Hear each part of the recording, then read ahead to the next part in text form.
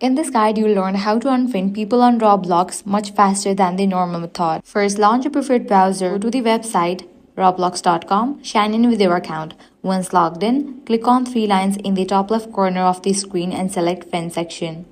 Or you can navigate to the person to whom you want to unfriend. Once you're in the profile of that person, click on three dots, then select the option Unfriend. This will take a lot of time if you have many friends to remove.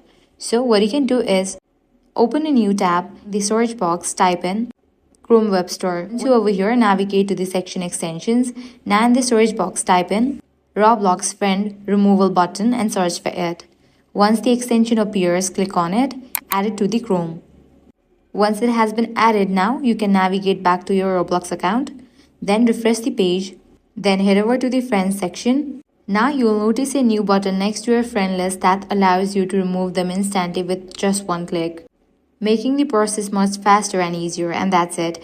Now you can easily and quickly manage your Roblox friends list. That's it. If this guide was helpful, do not forget to like, share and subscribe.